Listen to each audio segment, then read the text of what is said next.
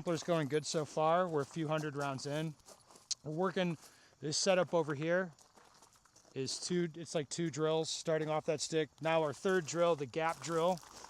All right, show me what we got here. This, again, the targets I notice are all like they kind of force you to stop the sights a little bit, don't they? A little bit, maintain a little bit more control, but it's still at that pace, especially because I know the caliber of shooter that's shooting it.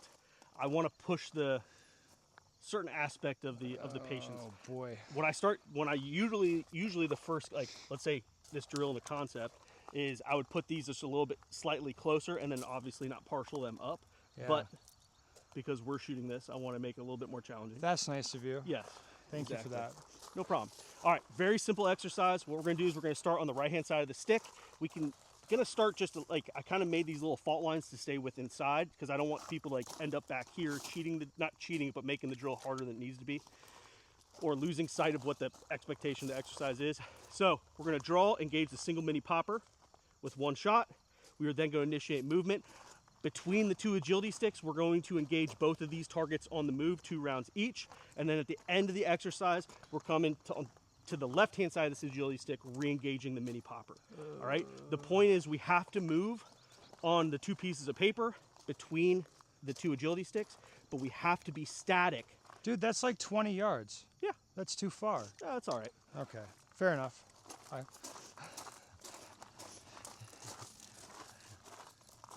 The goal is not to be moving on the mini popper at the end of the exercise. The goal is to move on the paper, be static for the steel. Right, so you could pretend you're re-engaging the paper at the end? You could if you wanted to re-engage it and beef it up. But you could like pretend you were gonna. Sure. All right, fair enough. Yep. I got you. There we go.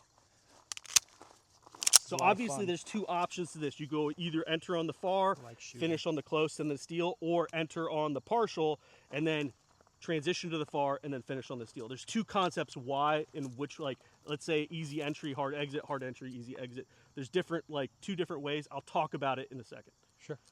All right. I'm going to go far target, partial steel on this exercise, on this rep. Stand by.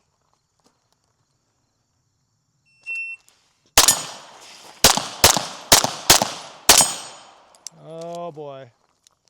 Oh boy. That was 404. I find usually on this exercise, obviously tilting the target. Yeah, this is pretty interesting. Yes. All right. All right. Well, I want to say a 460 is like not bad. yeah, I mean, as far as the time, can I go partial? I kind of like the partial first. So okay. So do I have to do that? No. So what I tell guys is like commit to whichever order you're going to do prior to the exercise.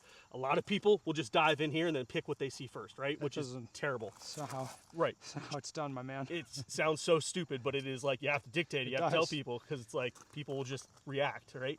So obviously the partial would be the easiest one to come into because you're more centered on it, correct? Yeah. Now, because that one's pushed out a little bit more to the right, you can still stay linear in your kind of movement, but what ends up happening is if that goes a little bit further to the right, it makes the transition to the steel a little bit harder. I agree. I'm gonna have to eat it at some point. All right.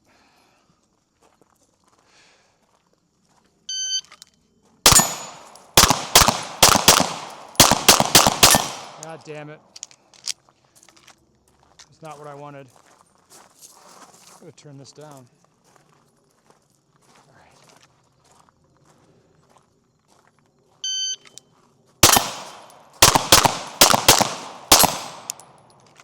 3.8. Was it 3.8 you said? That is very difficult shooting out there.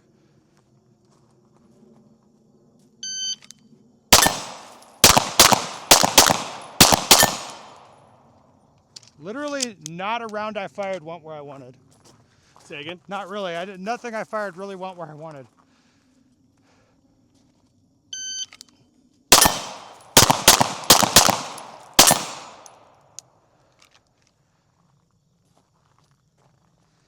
Oh.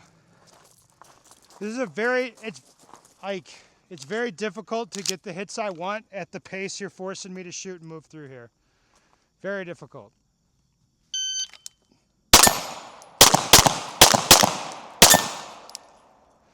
Like now I'm centering the sight. Like it's more stable, but I'm just too far off to the left on that tilted target back there, and I think there's just too many Charlies. So let me ask you this real quick. So do you think, now the targets aren't complicated, correct? It's just two targets that you're taking on the move, right? No. If you allocate a certain degree more mental bandwidth to what your lower half is doing, like your feet smoothing out your traversal. There's only so much bandwidth to go around. Okay. But yeah, I'll try. You know what I'm saying? Like, yes. If you actually put a little bit, just a tick more bandwidth to the lower, because then it's going to keep the bobble down, because that target's, I mean, it's hard. It's everything that we're inputting right. on the lower half. Get low, vision fuck us. Let's do it.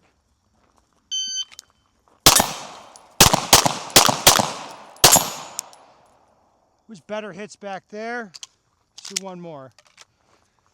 Uno más.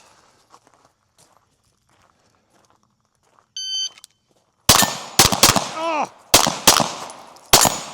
I need to reload anyway. Forget my order. All right.